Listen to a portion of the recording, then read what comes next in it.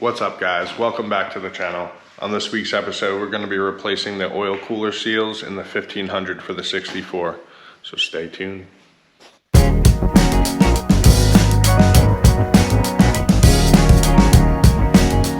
our first order of business is to get this engine into an area where we could at least work on it, but as you can see, we have this in the way. This is a dune buggy. I'm just doing pans on this weekend. I'm not gonna bore you with another pan video, but what I am gonna do is bore you with an oil cooler gasket video. So I'm gonna get these things moved around. I'm gonna get the engine probably over here. It's the best I got right now. And we'll get going.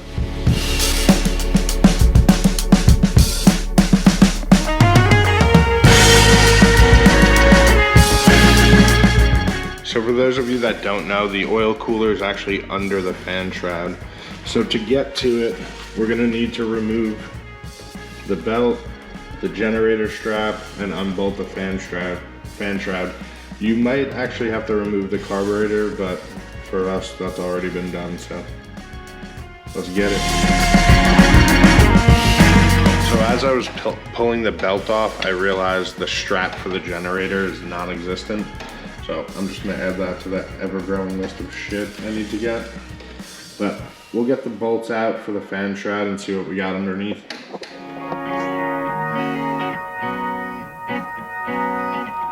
So when you get the fan shroud off and you see this, you have made it. This is the oil cooler. There are two nuts on this side underneath and one on this side on top that we need to get off to get to the two gaskets we're gonna replace. While you're in here, clean this stuff up. It's gonna help with the cooling of your engine. So I'm gonna get these two nuts off, the one on the other side, and we'll bring it back.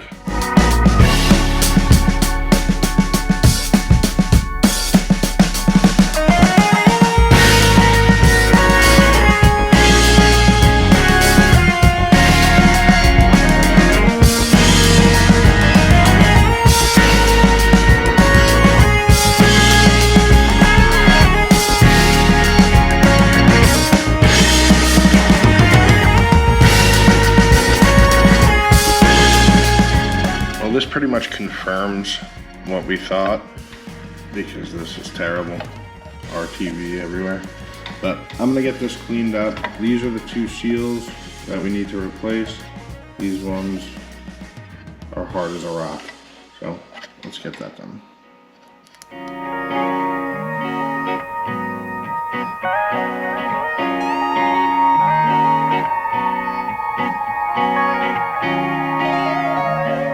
This thing actually doesn't look too bad.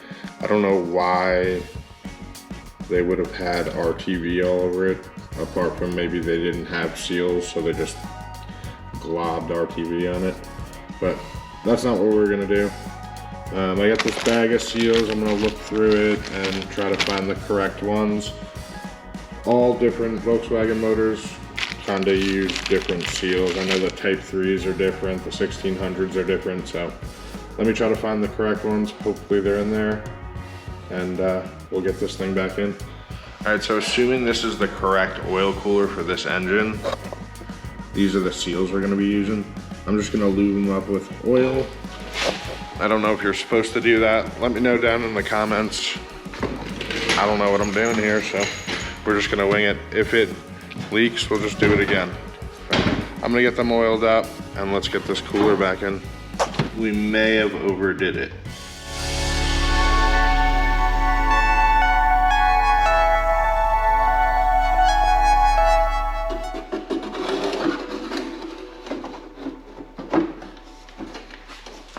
All right, guys, engine's back together, pushed back into its home.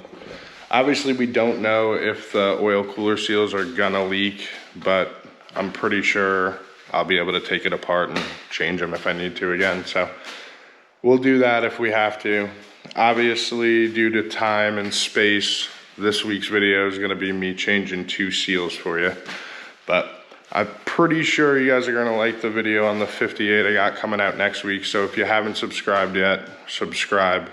And I appreciate you watching. We'll see you next time.